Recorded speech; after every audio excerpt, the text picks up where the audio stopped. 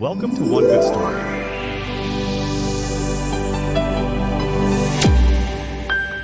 Hey, what story are you sharing with us today? You won't believe this one. It's about a son who stole Amrita, the nectar of immortality from heaven, all to free his mother. Wait, his mother was Vinata, right? She lost a bet and became slave to her own sister Kadru? That's so heartbreaking. Exactly. Vinata's story is full of pain. Just because she lost a small bet, she was forced to obey Kadru in everything. Imagine the weight on her dignity. That's truly unfair. But the story didn't end there, did it? Because her second son was born, the mighty Garuda. Yes, after thousands of years of waiting, Garuda finally came into this world. His birth shook both heaven and earth. Even the gods were stunned. But Garuda wasn't interested in power or glory. He had only one mission: to free his mother. So did he rescue her right away? Not quite. Kadru grew even cruel. She made Garuda carry her and her serpent sons on his back, treating him like a mere vehicle. Are you serious? She used her own nephew as a personal chariot. Yes, and the serpent shouted orders at him. Fly faster, go higher, do as we say. They treated him like a slave. That must have been painful for Garuda. It was. He couldn't bear it any longer. He went to his mother and asked, "Why should I obey these snakes?" And with tears, Vinata told him everything. The bet, the deception, how she became a slave. I'm sure that lit a fire inside Garuda. Absolutely. That moment sparked his resolve. Garuda looked the serpent straight in the eye and declared, "I am no one's slave. I will free my mother no matter what." So what happened next? He went straight to Kadru and asked, "What must I do to free my mother?" Kadru smirked and said, "Bring us Amrita, the nectar of immortality, guarded by the gods." Amrita, what's that exactly? It's the divine nectar that grants eternal life to anyone who drinks it. And she wanted Garuda to bring that? That sounds impossible. Almost impossible. But Garuda was determined. For him, this wasn't just about freedom. It was about restoring his mother's honor.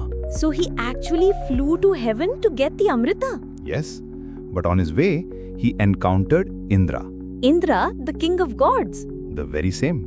Wow, Indra stopped him before he even reached the nectar. He asked, "Why do you seek Amrita?" And Garuda replied calmly, "Not for myself. I want it only to free my mother." That's so noble. He gave his word before even touching it. Indra was moved. He didn't stop Garuda, but watched silently. Garuda soared through the heavens, his wings shining bright like the sun. Ahead was spinning discs, blazing guardians, and giant serpents protecting the Amrita. That must have been nearly impossible to cross. But Garuda was like lightning. He dodged the spinning wheels, defeated the guardians, and finally reached the pot of Amrita. All this just for his mother.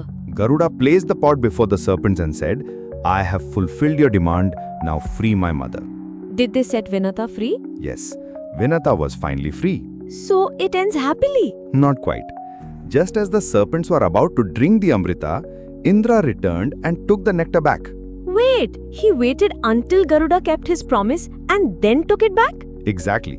But as Indra took the pot, some drops spilled on the ground. The snakes licked the earth. And? Their tongues split into two. Oh, so that's why snakes have forked tongues. Yes. After that, the gods gave Garuda a special boon, that whenever you're hungry, you may feed on snakes. So that's how the rivalry between Garuda and the snakes began. You got it. But this rivalry didn't start with hate.